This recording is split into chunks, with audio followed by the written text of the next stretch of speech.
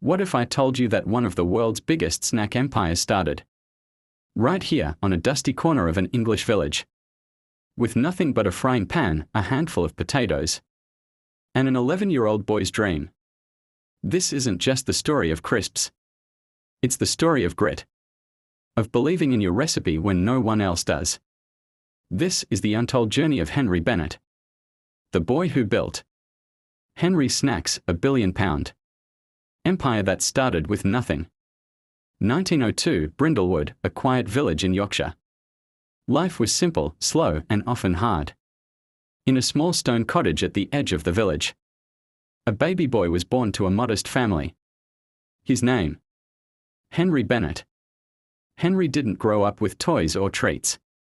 He grew up with the scent of garlic in the air, the sound of oil crackling, and his mother's handmade potato crisps sizzling in the pan. Those crisps, thin, crispy, just a touch salty, were the highlight of his week.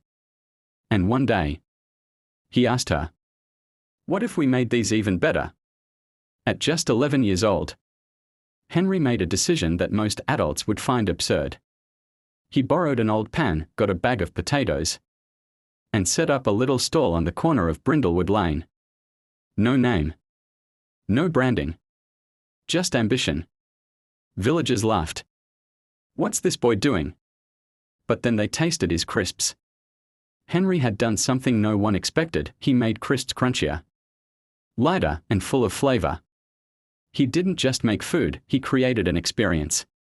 And when people asked, "Why are your crisps more expensive?" Henry simply smiled and said, "Because they are better."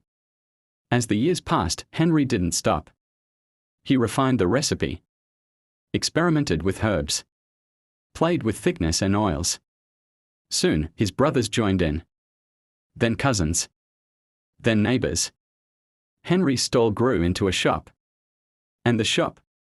It became a family business. They called it Henry's, a name that started as a joke, but stuck like history. He believed in two things: consistency and quality. While others cut corners to save money, Henry refused. And slowly but surely, Brindlewood's secret crisp shop became the talk of Yorkshire.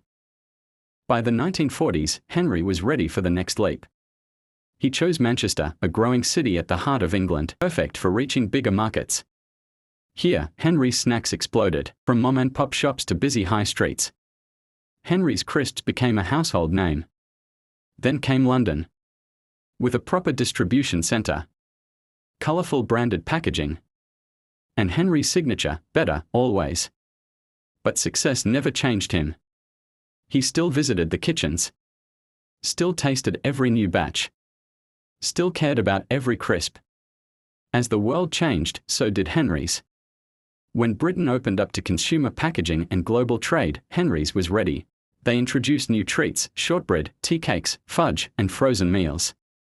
But the star remained the same: the crisp.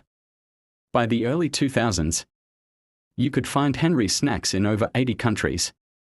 From supermarkets in New York to kiosks in Dubai, Henry's had become a quiet ambassador of British flavor. Today, Henry's Snacks is worth over £1 billion.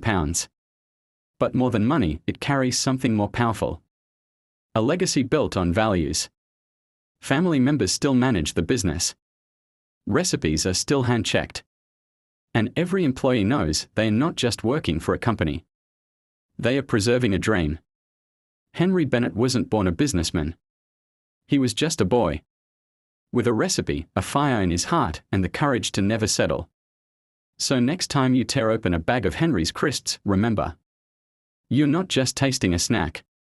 You're tasting the story of a boy who believed in something before anyone else did. Would you have believed in yourself the way that young Henry did? If this story inspired you, don't forget to hit that like button. Subscribe for more powerful stories like this. And share it with someone who needs a little push to chase their dream. What's the one dream you've been holding on to? Tell us in the comments, we are listening.